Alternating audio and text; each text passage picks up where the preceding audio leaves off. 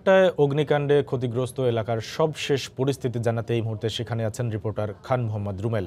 সরাসরি চলে যাচ্ছি তার কাছে। রুমেল, সবুজ, আগুনের আজকে বেশ কয়েকদিন হয়ে গেল, কিন্তু এখনো পর্যন্ত কিন্তু আসলে কিভাবে আগুনের সূত্রপাতটি হলো সেটি নিশ্চিত হওয়া যায়নি। এক একজন এক এক রকমের তথ্য দিচ্ছেন। আর সবচেয়ে বড় কথা হচ্ছে এখানকার অর্থাৎ এই চুরিহাট্টা এলাকা যারা স্থানীয় মানুষজন আছেন তারা সবাই কিন্তু বলছেন যে সেটি হচ্ছে গাড়ির গ্যাস সিলিন্ডারের বিস্ফোরণ থেকে আগুনের সূত্রপাত, তেমনটাই তারা বলেছেন।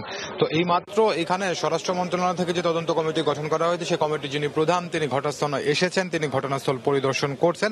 তো আমরা আশা করছি হয়তো কিছুক্ষণ পরে তিনি আমাদের সঙ্গে, আমরা যে গণমাধ্যম কর্মীরা আছি, আমাদের সঙ্গে মত বিনিময় করবেন।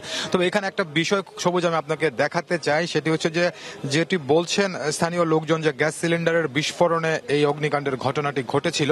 তবে এই দিন অর্থাৎ যেদিন আগুনের ঘটনা ঘটে এখানে তিনটি গাড়ি ছিল, আপনার দুটি প্রাইভেট কার এবং একটি পিকআপ, একটি তিনটি মোটরসাইকেল। তো সেগুলো কিন্তু এখানে রয়েছে। এই মুহূর্তে আপনি যে ছবিটি দেখছেন, একটি প্রাইভেট কারের সিলিন্ডার সেটি কিন্তু পিছনের দিকে একেবারে অক্ষত রয়েছে।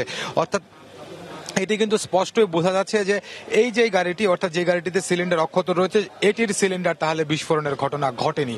আর এছাড়া আরো যে আরেকটি প্রাইভেট কার এবং একটি পিকআপ রয়েছে সেটি আপনাকে আমি দেখাতে চাই। সেটি হচ্ছে যে সেই পিকআপটিতে সিলিন্ডারটি এই মুহূর্তে দেখা যাচ্ছে না, কিন্তু যে জায়গাটিতে অর্থাৎ গাড়ির পিছনের অংশে যেখানে সিলিন্ডারটি থাকে সেই জায়গাটি কিন্তু সম্পূর্ণ অক্ষত রয়েছে। এবং এই গাড়িটিরও আপনার যে মেটালিক কাঠামো সেটি হয়তো কিছুটা দুমড়ে মুচড়ে গেছে, কিন্তু শুধুমাত্র গাড়ির যে আপনার প্লাস্টিকের সিট টিট ইত্যাদি যেগুলো ছিল সেগুলো পুড়ে গেছে।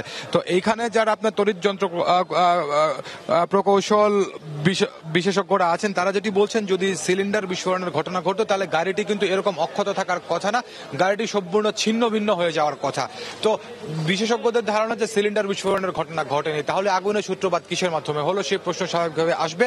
আর এই কারণেই কিন্তু তদন্ত কমিটিগুলো গঠন করা হয়েছে এবং তদন্ত কমিটিগুলো যতক্ষণ পর্যন্ত রিপোর্ট না দিবে ততক্ষণ পর্যন্ত আসলে নিশ্চিত করে বলা যাচ্ছে না যে আসলে কিভাবে আগুনের সূত্রপাত। তো চুরিহাট্টা থেকে আমার কাছে এখন পর্যন্ত এই ছিল সবশেষ খবর। সবুজ, চুরিহাট্টায় অগ্নিকাণ্ডের সবশেষ পরিস্থিতি সম্পর্কে জানাচ্ছিলেন রিপোর্টার খান মোহাম্মদ রুমেল।